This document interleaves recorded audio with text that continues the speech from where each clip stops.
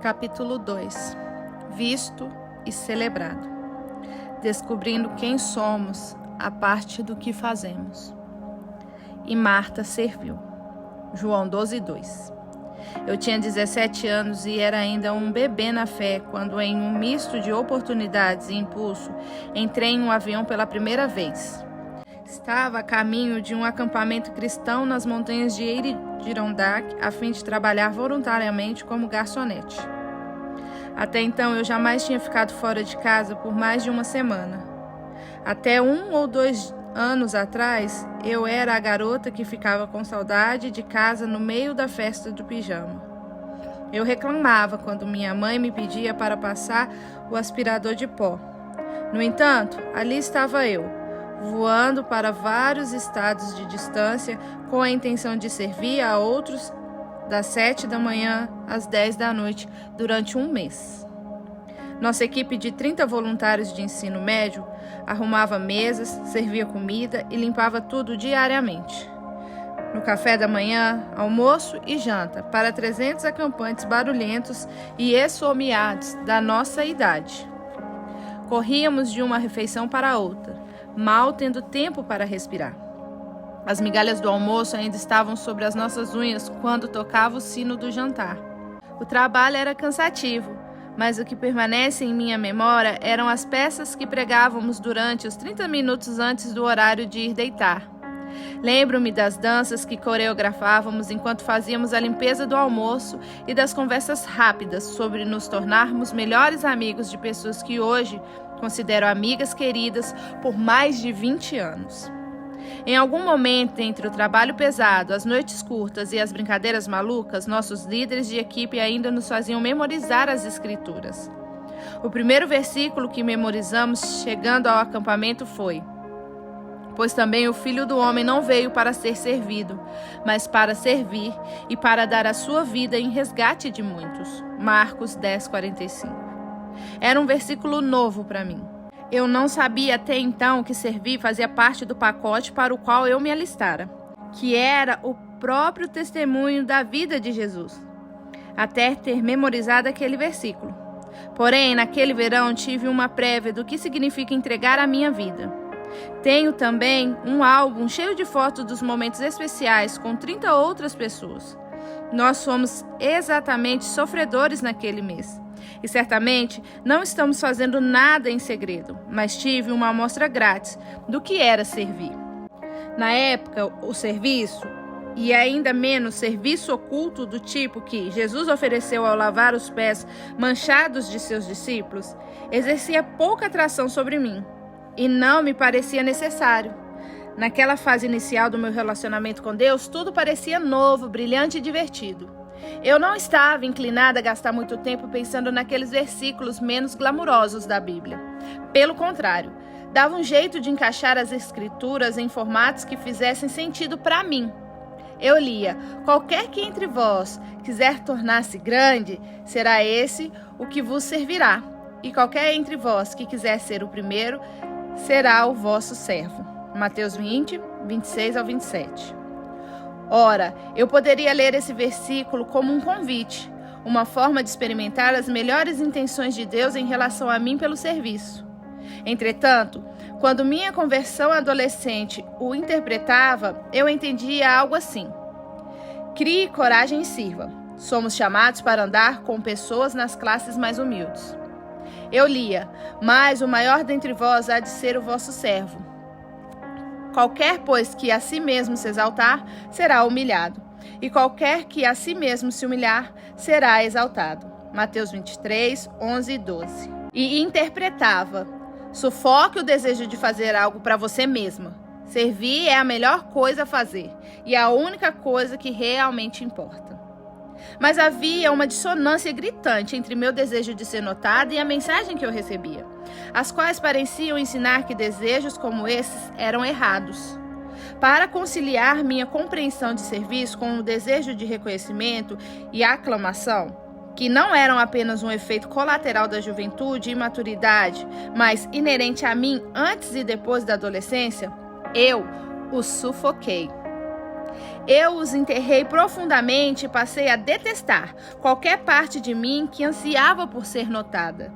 Sentia repugnância de qualquer parte de mim que não se alinhasse às minhas reinterpretações do que significava servir. Não me ocorreu perguntar a mim mesma: será que Deus me fez com o desejo de ser vista e celebrada? E esse desejo estão simplesmente fora de foco? A verdade é que somos feitos por Deus para sermos vistos e celebrados. Gostamos de ouvir nosso próprio nome. Quando somos notados e recebemos afirmação por nossas realizações ou por nossos traços de caráter, sentimos aquele suspiro de satisfação interno que diz: sim, eu faço diferença para alguém. É Deus quem nos dá o anseio por reconhecimento, por perceber que fazemos a diferença. O autor e pastor Dallas Willard afirma: diferentemente do egoísmo, o impulso da significância é uma mera extensão de impulso criativo do Deus que nos deu existência. Fomos criados para fazer a diferença, assim como a água foi criada para correr montanha abaixo. Somos colocados em um contexto específico para fazer a diferença de maneira que ninguém mais é capaz. E é esse o nosso destino. Fazíamos diferença mesmo antes que alguém nos conhecesse. Antes mesmo de respirar. Davi sabia disso. Pois tu formastes o meu interior. Tu me tecestes no seio da minha mãe. Salmos 139:13. Fomos concebidos e crescemos em oculto. Os meus olhos não te foram encobertos, quando no oculto fui formado e entretecido como nas profundezas da terra. Verso 15. Contudo, ainda em nossa invisibilidade pré-natal, havia olhos voltados para nós. Vivíamos para aquele par de olhos. Os teus olhos me viram a substância ainda informe. Verso 16. Desde o momento em que fomos criados, fomos vistos. E isso foi maravilhoso. Mesmo antes de termos palavras, a nossa alma já estava codificada para conhecer a imagem de Deus. Graças te dou, visto que por modo assombrosamente maravilhoso me formastes. As tuas obras são admiráveis e a minha alma o sabe muito bem. Verso 14. Aquele cujas mãos formaram o nosso intrínseco mecanismo também teve pensamentos enquanto trabalhava. Davi maravilhou-se. Que precioso para mim, ó Deus, são os teus pensamentos. Verso 17. Muitos pensamentos. E como é grande a soma deles. Se os contasse, excedem os grãos de areia.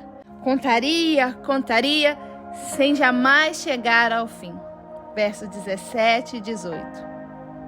E Deus não para de pensar em nós. Ele nunca deixa de olhar para a nossa direção e para dentro de nós. Não há um só momento em que sejamos invisíveis para o Senhor. Para onde me ausentarei do teu espírito? Para onde fugirei da tua face? Verso 7. Esse é o vínculo íntimo para o qual fomos formados. Ansiamos por um significado, por sermos vistos, compreendidos e amados, por sermos e vivermos maravilhas. Porque somos feitos não apenas para conhecer a Deus, mas também para sermos conhecidos por Ele. Davi celebrou essa verdade ao escrever: Senhor, tu me sondas e conheces. Sabe quando me assento e quando me levanto.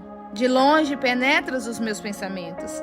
Esquadrilha o meu andar e o meu deitar. E conhece todos os meus caminhos. Verso 1 e 3. Mesmo sendo conhecidos, nascemos para estar ocultos, escondidos. Deus nos viu quando não podíamos ser vistos. Escreveu Charles Spurgeon. E ele escreveu sobre nós quando ainda não havia nada para escrever. Pelos 9 meses em que estivemos no útero, invisíveis até mesmo aos olhos da mulher cujo corpo nos trouxe a vida, crescemos de tamanho de uma semente até o tamanho de uma melancia. Invisíveis, aumentamos de tamanho 1.600 vezes, desde o minúsculo aglomerado de células que fomos originalmente. Naquele lugar secreto somos incubados, escondidos, conhecidos, testemunhados, ocultos, na invisibilidade do útero. Deus nos dá um vislumbre de uma verdade eterna, a verdade que se acelera e multiplica em segredo. O problema não está em ansiar por significado, mas em ser dissimulado ou mal orientado na busca de significado.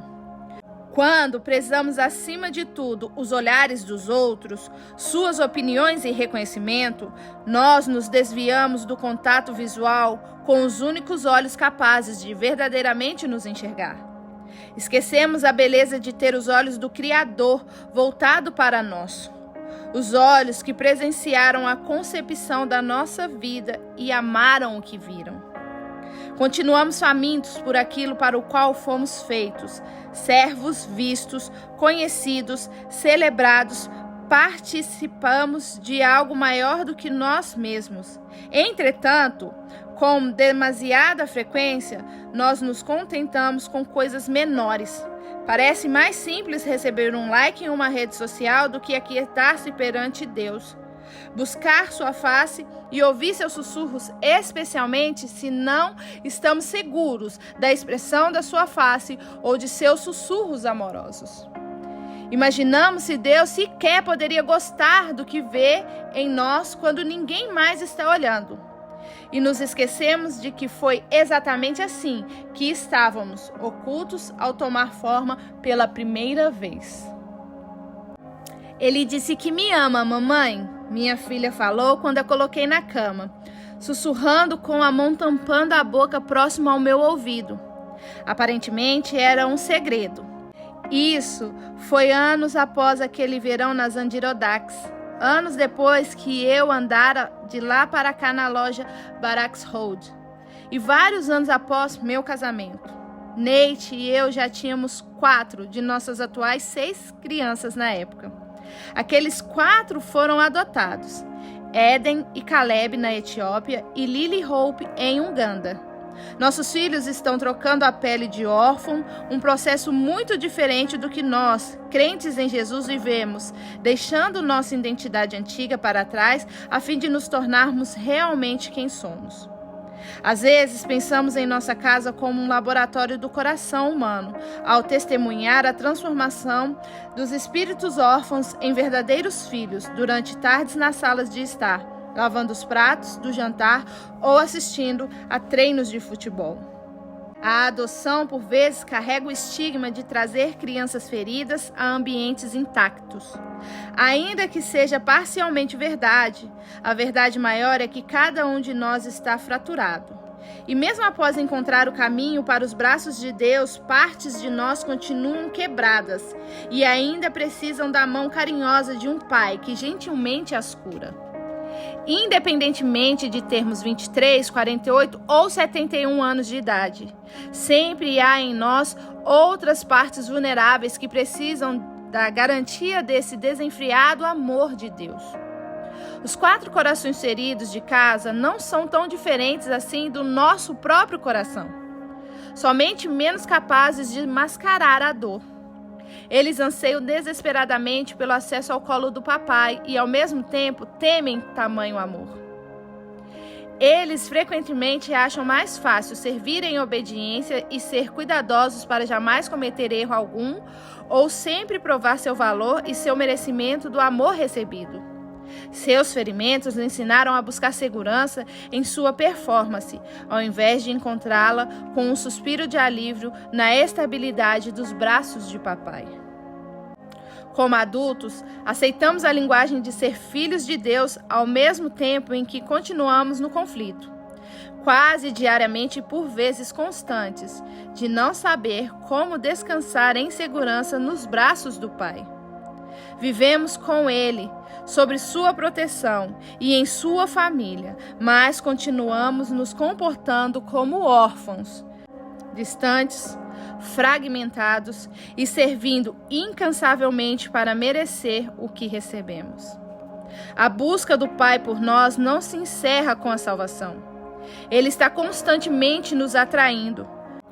No entanto, Nós levamos a vida como se fosse mais confortável viver fragmentados, porque é a única maneira que conhecemos, servindo bem ou nos envergonhando e retomando o bom comportamento quando não os fazemos. O escritor A.W. Tozer assim descreveu a incansável fidelidade de Deus. A pseudofé tem sempre pronto uma rota de fuga para a eventualidade de Deus falhar. A verdadeira fé só conhece um caminho e permite de bom grado que qualquer improviso ou plano B seja removido. Para a verdadeira fé, as alternativas são Deus ou um colapso total. E desde que Adão caminhou sobre a terra, Deus jamais falhou com um único indivíduo que tivesse confiado nele. A certa altura, isso era tudo o que eu sabia sobre como me relacionar com ele. Mas agora tenho a oportunidade de testemunhar em meus filhos a mesma obra de cura que está acontecendo progressivamente em mim. A mesma obra de cura que suspeito estar acontecendo em você. Naquela noite em particular, Hope ainda não era capaz de expressar o que estava experimentando. Ela era o segredo de Deus. Essa criança havia conhecido horror em sua primeira infância. Ela havia dado seus primeiros passos na rua, sem lar, com sujeira sobre as unhas. Não havia banho com espuma na banheira da mamãe para essa pequenininha. Ela ainda não sabia contar até 10, mas já havia escalado a montanha de estar no mundo sem um pai terreno. Mas o olhar de Deus sobre ela jamais vacilou. Ela não foi relegada à segunda classe quando sua infância traumática fez com que seu desenvolvimento ficasse atrasado em relação a crianças normais. Em uma cultura na qual bebês estão aprendendo a ler e as crianças são preparadas para entrar em Harvard, Hope estava sendo cuidada por Deus e estava começando a descobrir isso. Estava libertando-se da mentira na qual muitos de nós acreditamos. Conquistamos o que temos com o nosso desempenho. O contato dela com Deus e sua consciência de que o olhar divino está sobre ela são os convites à minha filha para deixar o espírito de orfandade.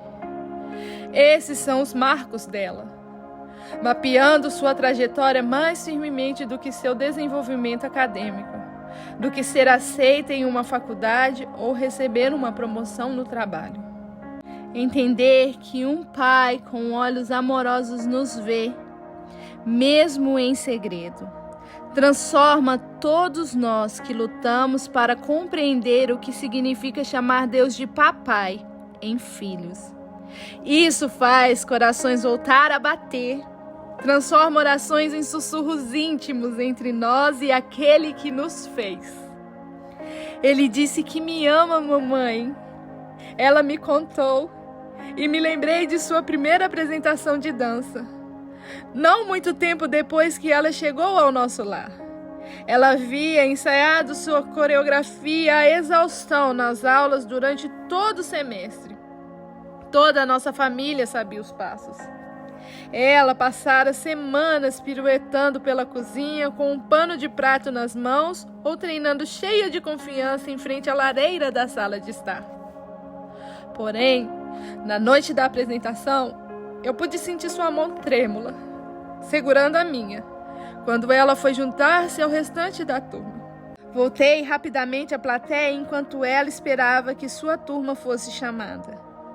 Eu estava nervosa por ela. Queria tanto que aquela noite fosse uma vitória. Quando ela fez o revelé, ao entrar no palco com 12 outras garotas, eu, como todos os outros pais, foquei-me exclusivamente em minha filha.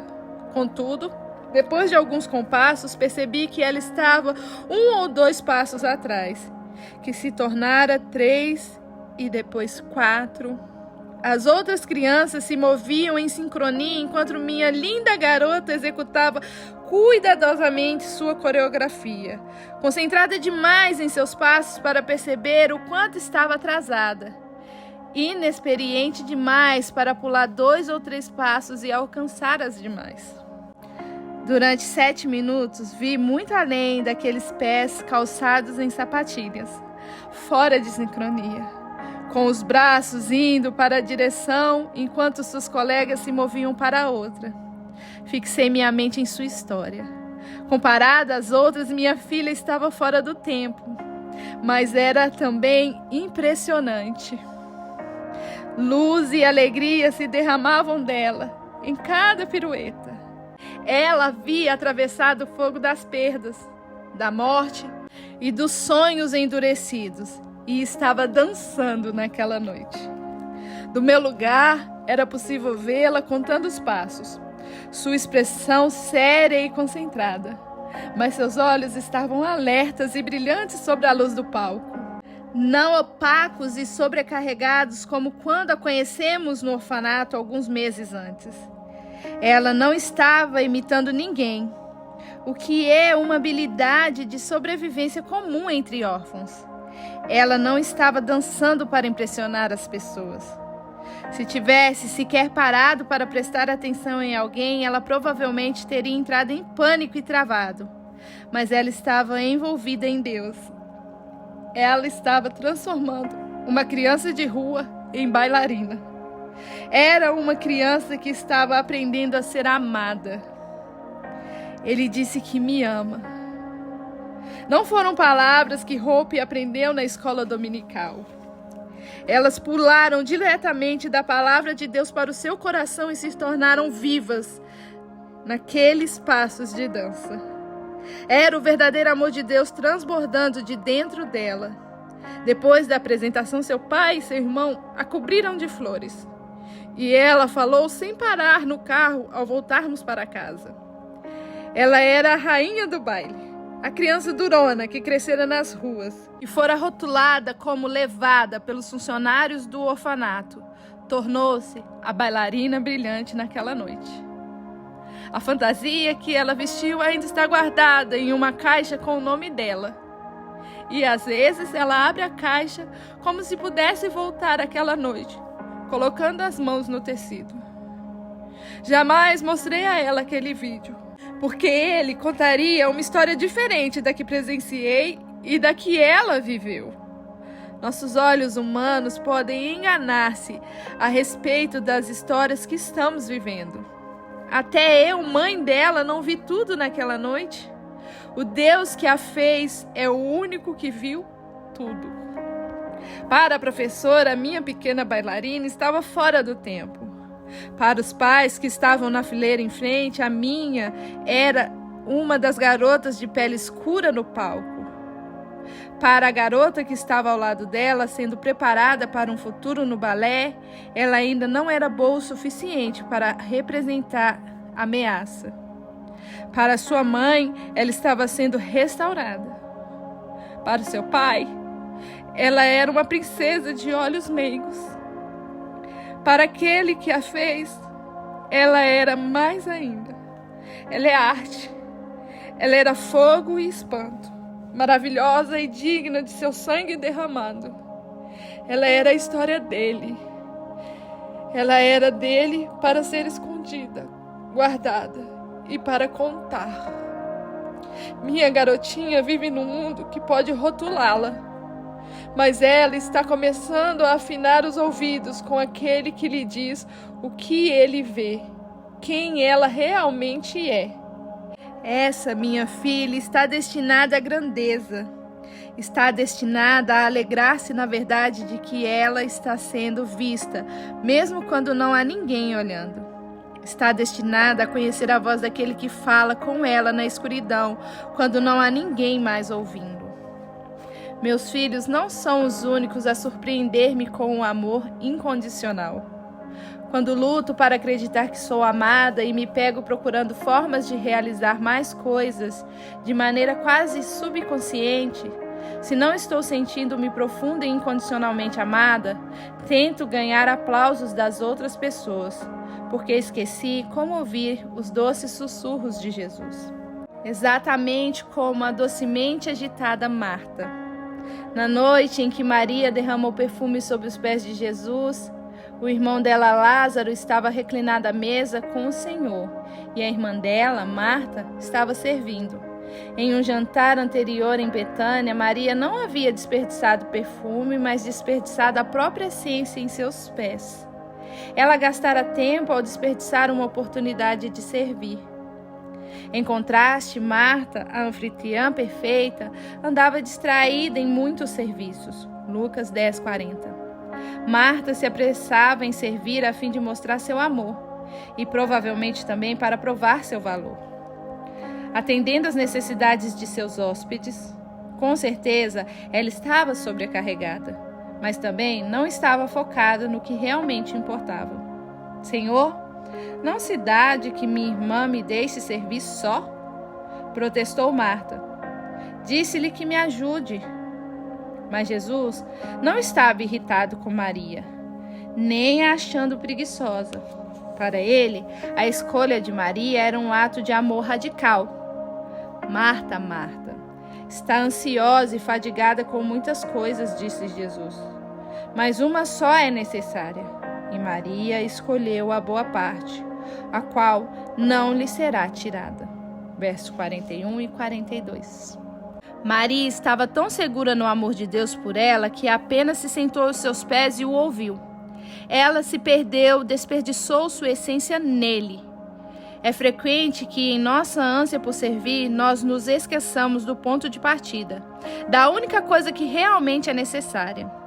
Eu ainda não havia aprendido isso naquele verão em que servi as mesas naquele acampamento nas montanhas de Adirondack. Minha maior crise naquele verão foi não ter levado roupas apropriadas para trabalhar no calor sufocante do salão de refeições.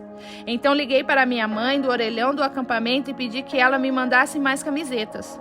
O que eu não disse, mas tentei deixar subentendido foi: não mande qualquer camiseta, por favor, mamãe. Escolha as bonitas. Meu período de 1 mês servindo nos bastidores era um convite a flertar com garotos bonitos do país todo. E eu estava um tanto dividida. Talvez estivesse mais óbvio o conflito que carregava ainda hoje. Queria servir, mas também queria ser notada. Contudo, havia um pequeno grupo em nossa equipe de voluntários que não tinha sequer a oportunidade de ser notado. Eram os que haviam sido mandados para a área que chamamos afetuosamente e apropriadamente de O Buraco. Aqueles 6 pessoas lavavam louça no fundo da cozinha desde o café da manhã até a hora em que se arrastavam para a cama à noite. Eles nem iam ao salão de jantar, nem flertavam com os acampantes. E também não havia um rodízio. Lavar a louça foi tarefa deles durante o mês todo. Muitos haviam levado roupas legais e calçados confortáveis e estilosos, simplesmente para servir às mesas. Mas agora, ao ligar para a casa do orelhão, pediam às mães que mandassem roupas velhas que pudessem ser destruídas. Não havia tempo para limpar manchas na fila das louças para lavar. Respirei aliviada quando fui mandada para o salão. Sentia pena das pessoas que ficavam no buraco. Durante o mês todo, quase ninguém soube que eles estavam ali, exceto uma noite por semana, em que a equipe de trabalho eram apresentadas aos acampantes. Naquela noite, o time do buraco sentou-se no palco entre os 100 voluntários e diziam o nome e a ocupação. Sou Abby, de Cincinnati, Ohio, e trabalho no buraco. No mês todo, eles foram vistos 4 vezes. Os outros 43 mil minutos daqueles 30 dias passaram despercebidos para os restantes de nós, exceto um. Aquele time de 6 pessoas me fascinava. Não entendia a alegria que ouvíamos vindo deles por trás das portas, vai e vem da cozinha. Como é que 1 mês daquele trabalho poderia ser tão compensador e eles eram invisíveis? Eu não sabia então sobre os estudos bíblicos matinais e as conversas que eles tinham entre si com Deus. Não lia seus diários, nem via como os corações de cada um deles voltavam-se para Deus naqueles meses, com roupas encharcadas de água e sabão, o cheiro de detergente e resto de café da manhã. Eu só sentia pena deles. E ainda assim, algo me diz hoje que eles tiveram uma experiência que nós, os bem vestidos, não tivemos.